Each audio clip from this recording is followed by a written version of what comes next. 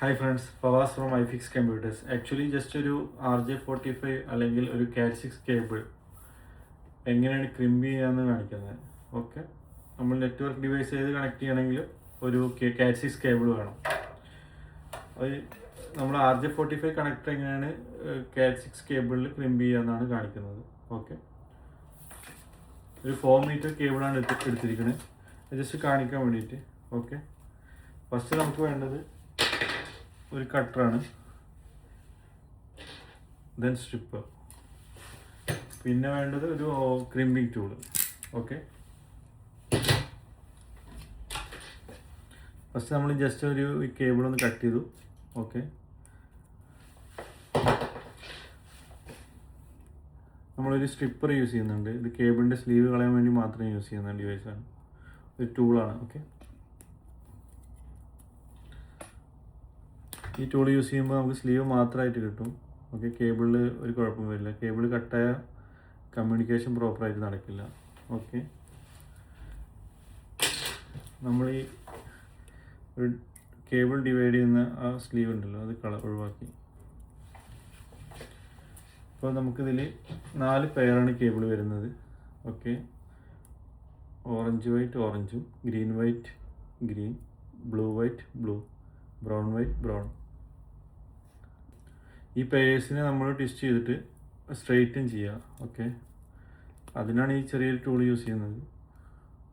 നമുക്ക് tester use ചെയ്താലും മതി, അതല്ലെങ്കിൽ നമുക്ക് വേറെ ഏതെങ്കിലും ടൂൾസ് ഉണ്ടെങ്കിൽ അത് യൂസ് ചെയ്യാം, സ്ക്രൂ ഡ്രൈവർ ഏതെങ്കിലും.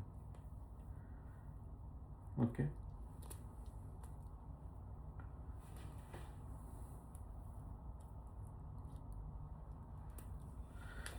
ഇനി ഇതിനൊരു കളർ കോഡുണ്ട്. ബി സ്റ്റാൻഡേർഡ് കളർ കോഡിലാണ് നമ്മൾ ചെയ്യുന്നത്. ഇവിടെയും അതുപോലെ നാട്ടിൽ UAE അതുപോലെ ഇന്ത്യ അവിടെയൊക്കെ ബി സ്റ്റാൻഡേർഡിലാണ് യൂസ് ചെയ്യുന്നത്. ഓക്കെ, ഇതിൻ്റെ colour code orange white orange, green white blue,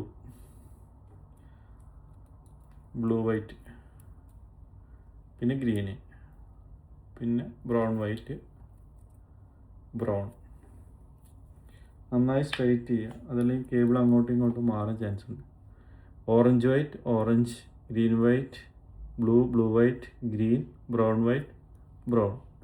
okay, പ്രോപ്പറായിട്ട് സ്ട്രെയിറ്റ് ചെയ്യുക. ഓക്കെ, എന്നിട്ട് കട്ടർ യൂസ് ചെയ്തിട്ട് നമുക്ക് എത്രയാണോ ഇൻസേർട്ട് ചെയ്യേണ്ടത്, കണക്ടറിന് ഇൻസേർട്ട് ചെയ്യേണ്ടത് അത്ര മാത്രം വെച്ച് ബാക്കിയുള്ള കേബിൾസ് കട്ട് ചെയ്യുക. ഇതാണ് RJ45 കണക്ടർ. പ്രോപ്പറായിട്ട് ഇൻസേർട്ട് ചെയ്യുക. നമ്മുടെ പേസ് അങ്ങോട്ടും ഇങ്ങോട്ടും മാറാൻ പാടില്ല.